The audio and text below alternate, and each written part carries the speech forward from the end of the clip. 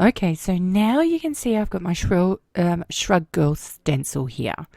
And I designed them so that you can just lightly use a makeup sponge and your black ink pad and just gently get the image onto the desired surface.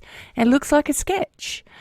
And the only thing that's different between this particular version of my stencil and the one that you will get is that the top lip is not completely cut out. So I corrected that when I was doing test cuts, and in my Etsy store the top lip is not completely cut out at all.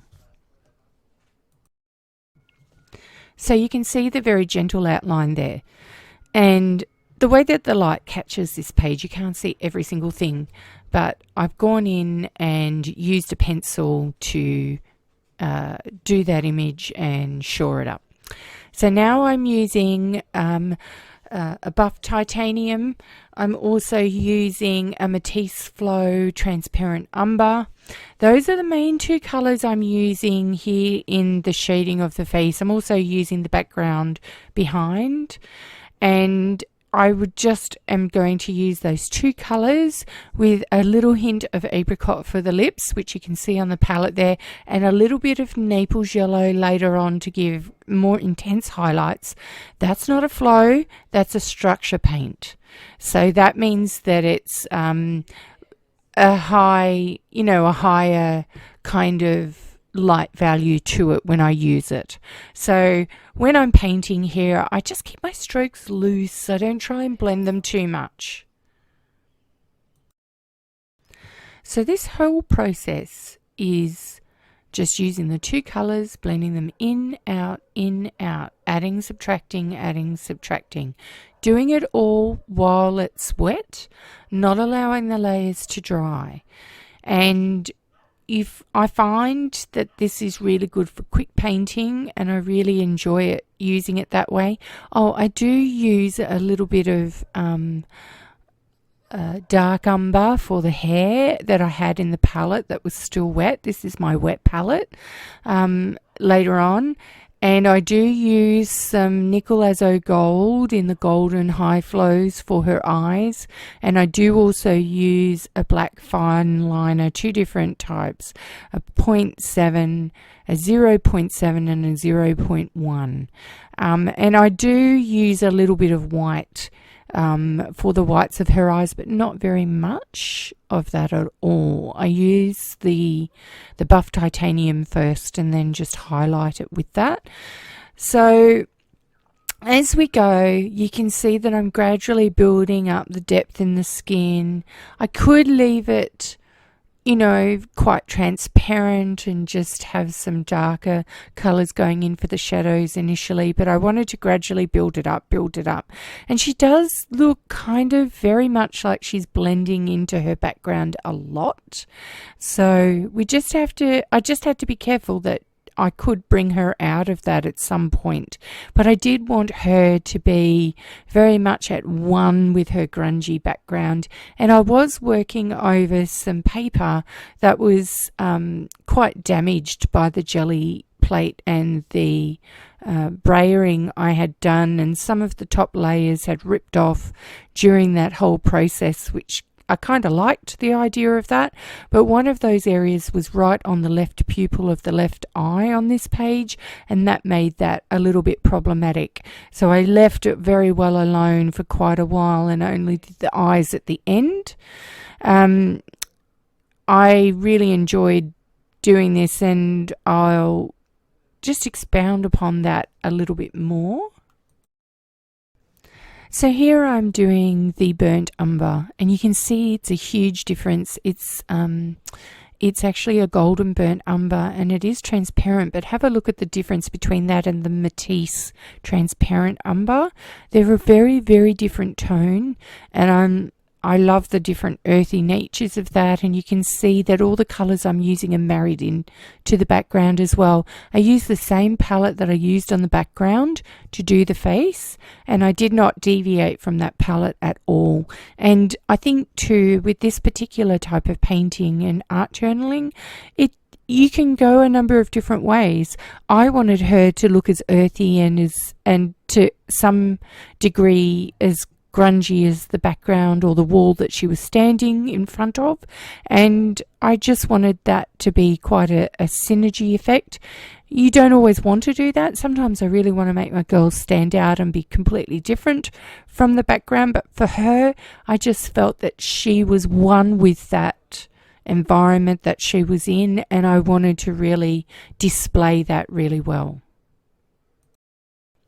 So here I'm just adding in a little bit of card scrapings with some leftover buff titanium. I have two different brands, a PBO and a Matisse buff titanium, and they are very different hues. One's got more grey in it and one's a little bit warmer, so I joined the two together randomly, dipped the card in both ends and just added some of that so that it looks like that maybe that was the original colour of the wall, and the layers are on top of that. It also added a little bit more lightness to the page because I hadn't gotten that so far.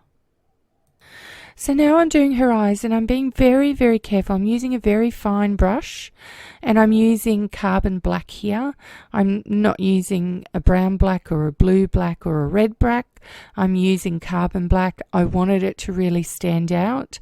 I want her eyes to be the feature because everything else looks really quite bronzed and shadowy on her face. And I had to be really careful as I was doing that left eye because the paper was all kind of cut up and ripped up at that point, and I didn't want to distort the shape of the pupil while I did that. And I was changing the shape of the eyes as I noticed doing them, from one to the other, just to even them up for myself. And now I'm just adding in some leftover nickel azo gold, which is what I painted the irises in. I painted them and then I took some paint out at the bottom of the eyes, but I like to show that there's light coming into the eyes, so I really do take some of that paint out first and then deepen under the lids for the shadows.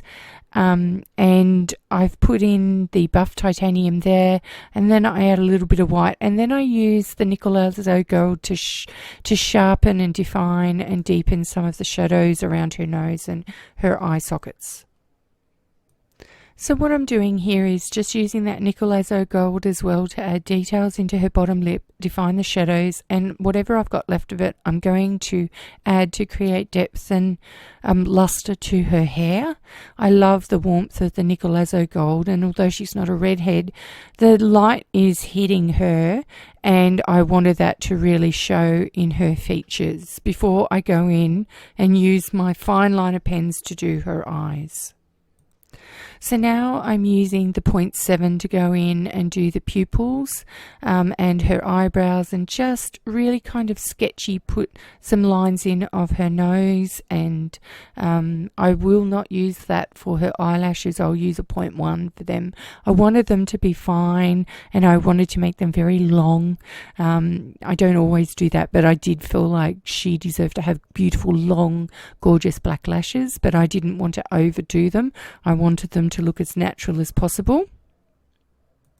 So you can see me using the 0.1, and I'm going to turn the page around because I'm very right side dominant, and I'm going to do the lashes the same way because I find that the shapes of my lashes between the right and the left eyes change a lot if I don't do that. So I always make sure that whatever my strengths are, I do that. I'm also going to add some fine lines in her irises and around the edge of her eyes and ring her pupils, and just generally define a few lighter features around her arms and her neck and her face so that the lines aren't really there, but you can see them a little bit. So then I like to go in with a white Sharpie, and I add a few highlights to the hair. I add the highlights to the eye. I put them in the middle of the whites of the eyes, and then I smudge them a little bit. I'm not going to overdo the white highlights there because she's got a darker kind of face, but I wanted her to have some highlights. I added a lot more to her shoulder and then smudged that in. It does look pretty spectacular in the journal. It does look like the lights really added to her body at that point. Now I'm just going to use, I've used a couple of, I've got like, that was a sticker, sort of a dotty kind of a sticker that someone gave me, strip of something, and some mesh, like a gyprocky type mesh. And I just like using my black Ranger ink stencil to add some more patterns that I think were in keeping with the wall, and then I will use that same ink to just darken the edges and give it kind of a more grungy feel, but I wanted to have some patterning, not just the paint here. And now I've done my scribbly words, and I do that with a technique where I go over it 3 or 4 times. I do it in a fine pen, not a thick pen, and it works really well. And just to make it stand out more against the darker background, I decided to use a white Sharpie to give some highlights in. So now all I'm doing is going to use the same sponge, date it, sign it, use the same sponge to kind of add some darker areas to the page. I wanted it to give like almost like a vignette kind of focal look like you would get from an old style camera, and I decided to add those in right at the end. Ciao for now. Learn something new. It keeps you young.